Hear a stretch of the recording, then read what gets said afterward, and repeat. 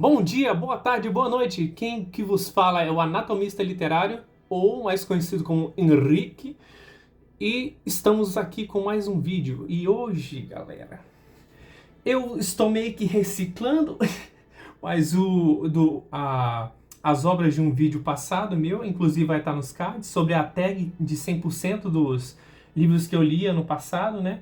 Mas eu vou fazer uma coisa diferente. Eu separei as obras de ficção, de não ficção, e ranqueei elas de 10 a, perdão, décimo ao primeiro lugar, né? E eu vou mostrar cada uma delas para vocês agora e justificar o porquê de cada uma delas estar no seu devido lugar, né? Então, mas sem mais enrolação, vamos pro vídeo. E em primeiro lugar, ou melhor, em décimo lugar, né, no caso, e em décimo lugar temos Vidas Secas.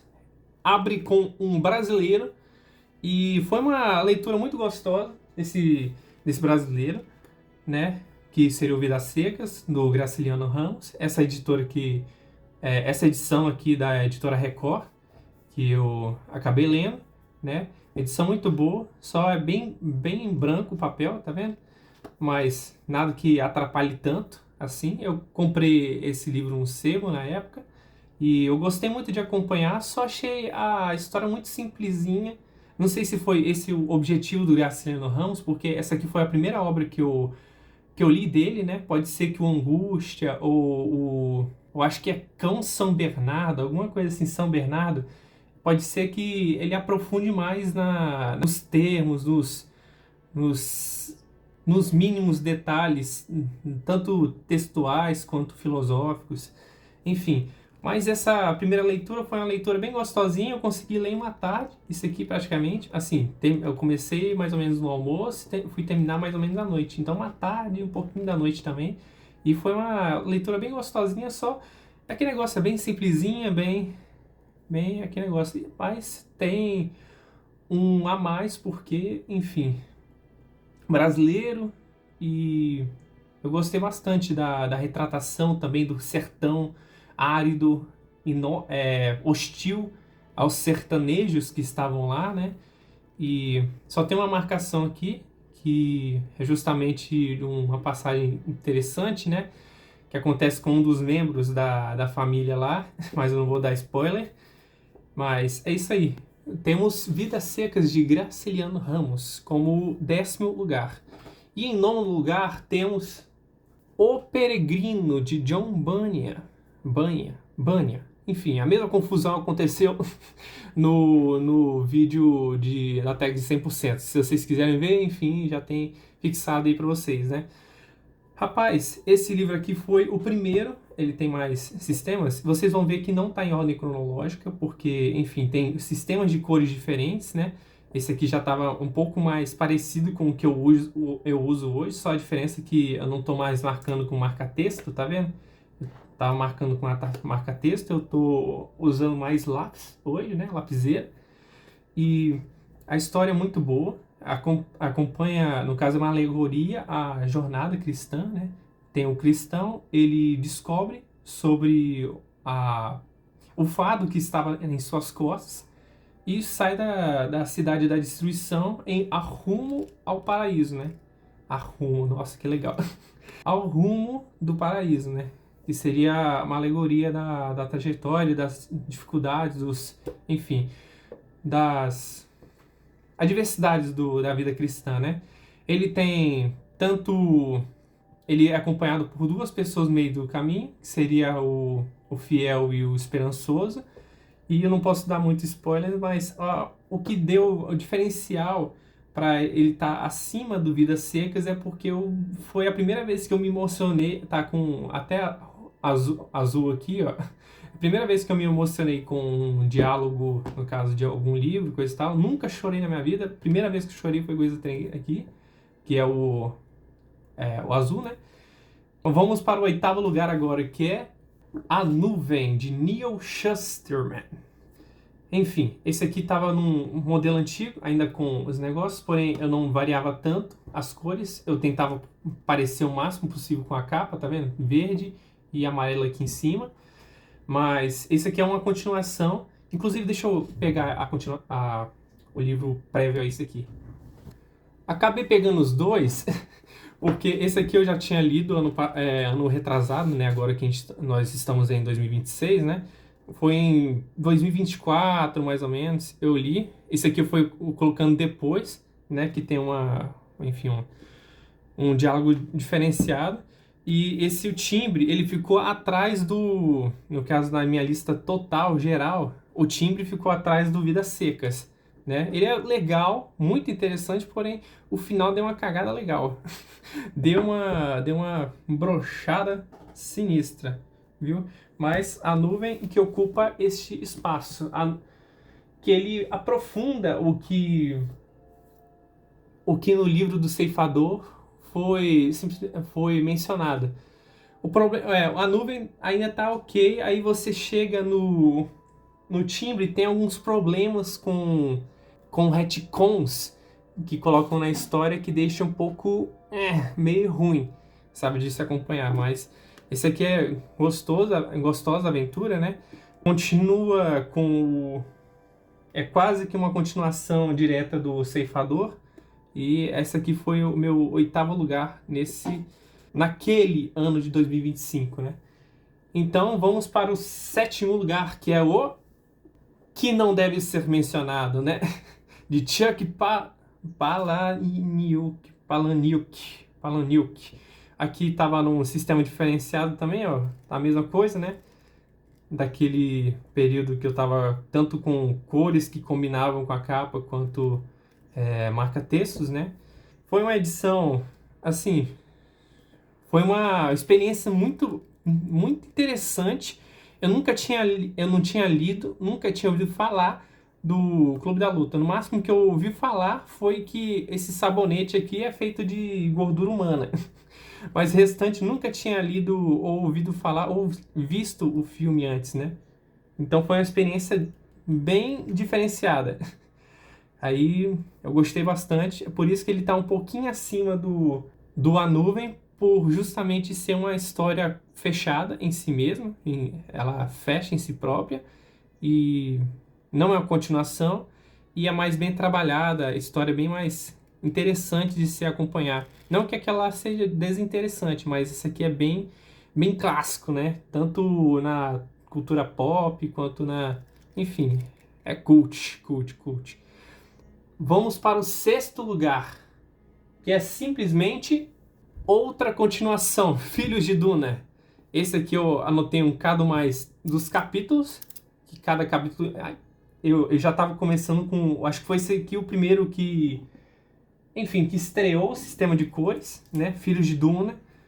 Foi bem interessante. Aí tem aqui, ó, eu colocava um post-it, mas hoje eu só estou escrevendo mesmo. É que eu coloquei na caneta, né? Deve que eu tava sem caneta na hora. Aí tem aqui Filhos de Duna. Esse aqui é o 3º livro da trilogia original, primeira trilogia de Duna, né? E achei muito interessante a continuação a continuação direta não, direta não, é complicado também, né? Mas é continuação com os filhos do Paul Atreides, que é o protagonista dos dois últimos livros dessa trilogia, né? No caso, dos 2 primeiros, esse aqui é o 3º, né? Então, acho que não tem mais a comentar. Eu gostei muito mais desse aqui do que o próprio Messias de Duna. Esse aqui eu acho, na minha opinião, mais interessante de se acompanhar. Não sei se é por causa da grossura também, que aquilo é bem curtinho, tava tentando enxutar tudo e deixou algumas coisas não resolvidas, começou a aprofundar e não aprofundou direito. Esse aqui deu tempo de aprofundar, apesar de que eu não gostei de como é que trataram o Paul Atreides, porém, sem mais spoilers, né? E é isso aí, ó. Quem quiser dar uma olhada, capa muito bonita, muito bonita. Editora Aleph, se não me engano. Eu acho que é Aleph, deixa eu ver. Aleph aqui, ó. Aleph. Acho que dá pra ver aqui, ó. Mas é isso aí.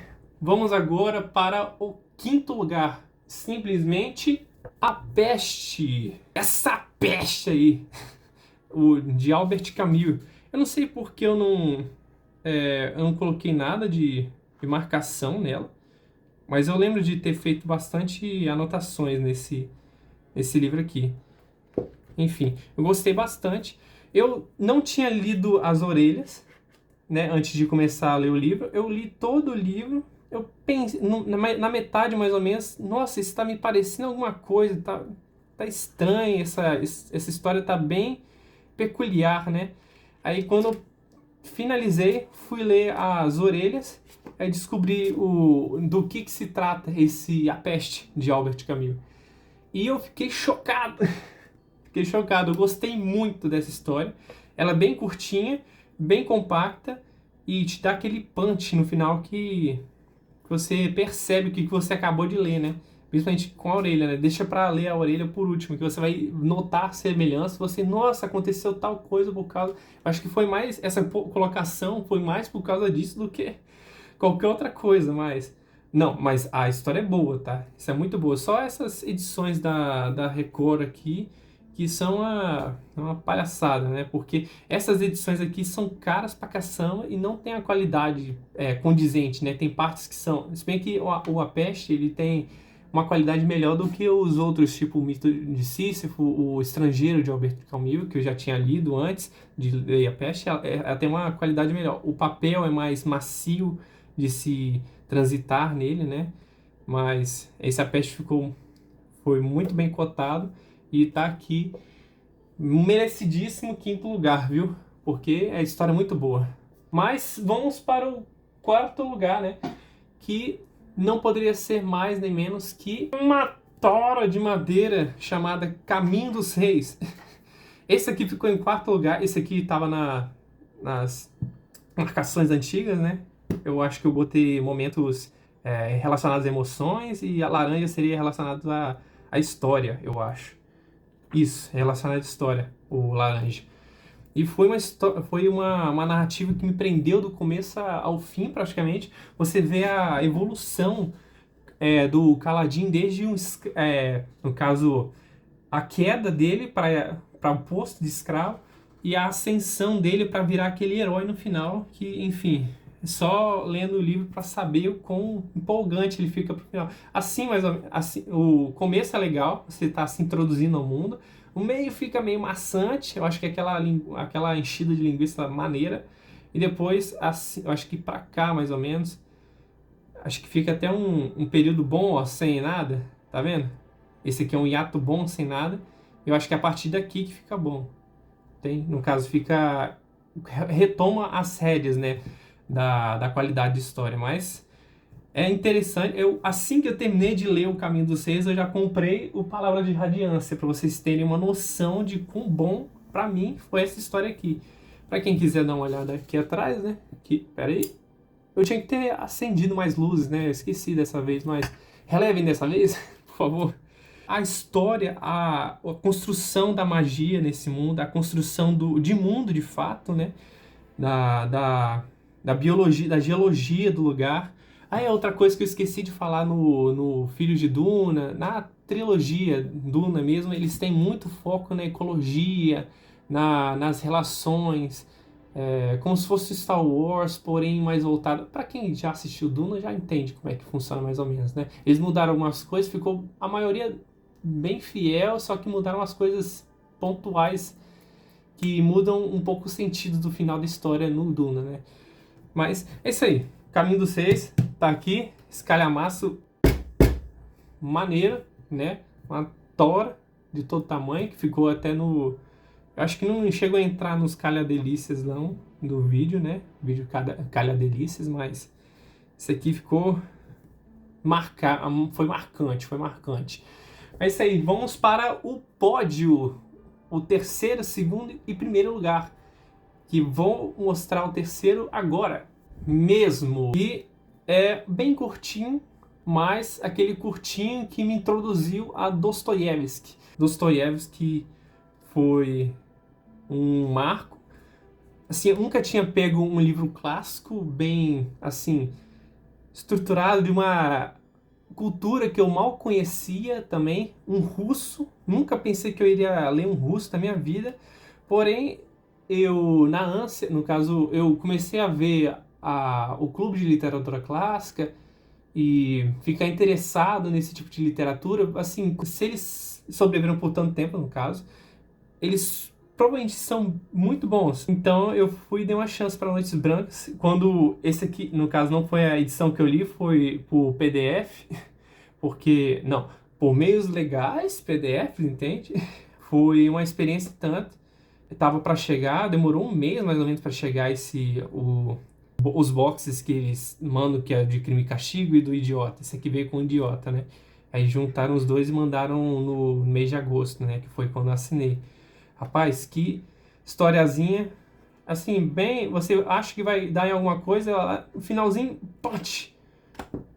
Você se lascou. Se encaminha para uma coisa para depois ele te dar um tapa na sua cara e uma coisa que me marcou bastante, né? Ele poderia estar um pouquinho atrás do Brandon Sanderson? Poderia. Porém, ele me deu um back tão grande que eu não estava acostumado a esse tipo de ida na narrativa, né? Mas é isso aí, Noites Brancas, em terceiro lugar. E em segundo lugar, nada mais nada menos, como vocês devem esperar, outro livro de Dostoiévski. Esse aqui eu tenho um tempo, desde quando eu comprei Duna. No caso, eu comprei logo o box junto e fui lendo porque eu sabia que ia ser do meu gosto, né? Eu comprei esse aqui junto com o Duna, fui ler na viagem. Tentei ler na viagem, não consegui.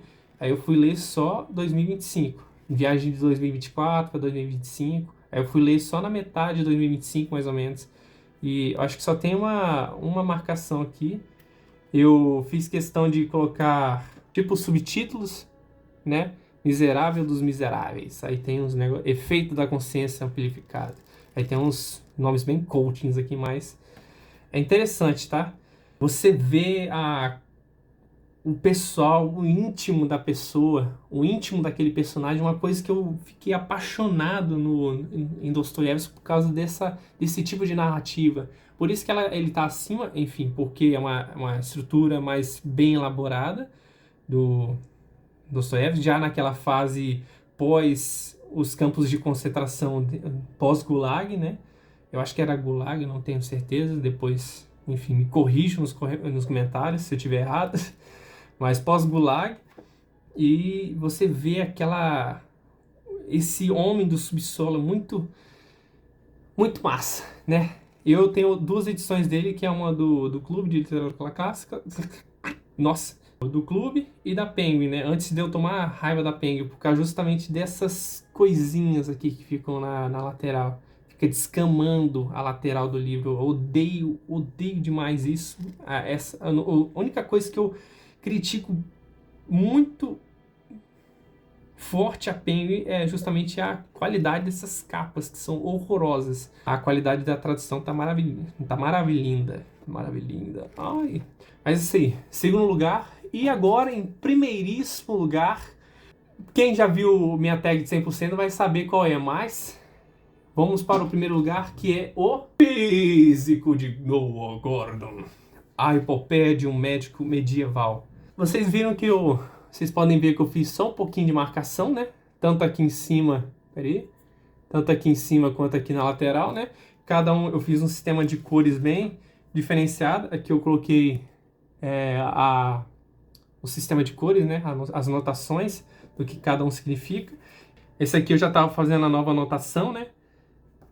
Aí eu utilizava apenas lápis ou lapiseira, né? Nesse caso aqui eu usei lapiseira mais. E eu achei maravilhosa a história. O filme nem se compara com essa musa que é esse é o físico, tá? A edição em livro dele, né? Eu tenho essa aqui bem capa dura, bem rígida, né? E depois que eu fui ver que parece que trocaram a capa, esse aqui era uma edição bem diferenciada, né? Não é o padrão, que parece que tem uma trilogia, né? E não é o padrão da trilogia, é uma capa diferente, né?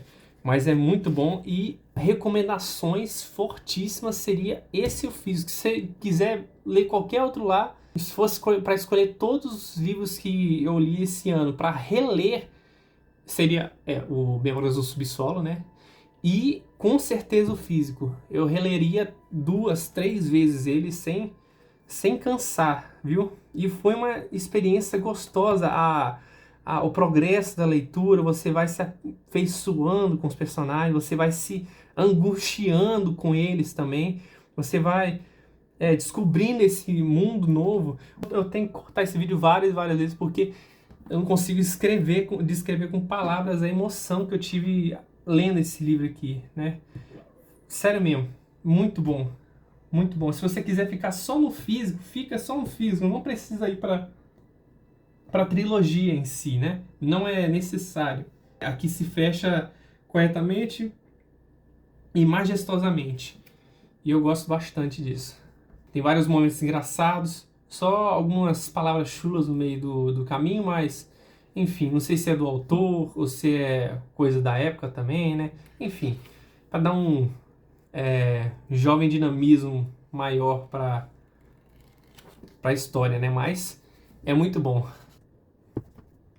E é isso, galera. Espero que vocês tenham gostado. Se vocês gostaram da dinâmica do vídeo, se inscrevam no canal, ativem o sininho para não perder as notificações. Comentem se eu falei alguma bobagem aqui, ou para interagir também comigo, que eu quero desenvolver esse meu lado da linguagem. E vocês podem me dar feedbacks de o que eu posso melhorar, o que eu posso piorar, se vocês quiserem também. Por exemplo, fala demais, piora isso, fala de menos agora. É desse jeito aí. Ah, esses negócios aqui é porque eu tô lendo esse menininho aqui, pequenininho só. Eu esqueci de falar, mas eu tô lendo agora a Ilíada, por essa edição da editora 34. Só fiz um pouquinho de anotação só, né? É porque eu vi um vídeo do cara falando sobre as notas das passagens belas, né? Sobre as... Ah, esqueci agora, vai estar aparecendo na tela a palavra que eu quero usar. Enfim, é por isso que essas coisas estão aqui, né? E se quiserem acompanhar em mais vídeos, ver outras temáticas, aqui a gente desenvolve muita questão de unboxing, principalmente quando eu estou recebendo coisas do Clube de Literatura Clássica. Acho que vai ser mês de julho, vai ser o meu último mês. E o próximo mês, agora de maio, vai ser uma obra diferenciada, né? Não sabemos o que é ainda. Eu acho que vai ser a Ilíada ou a Odisseia, ou os dois juntos. Porque parece que vai vir um negócio diferenciado. Não foi revelado ainda qual vai ser a obra desse mês de maio, né? Que vai ser o próximo. Eu estou gravando isso aqui no dia 29 de abril. Então, é isso. Espero que vocês tenham gostado. E desculpa minha repetição, minha oratória também, que não é uma das melhores, eu sei disso, eu busco melhorar cada dia mais. E fiquem com Deus, fiquem na paz. Espero vocês no próximo vídeo. Vai ter algumas sugestões aí passando. E falou, fui, tchau!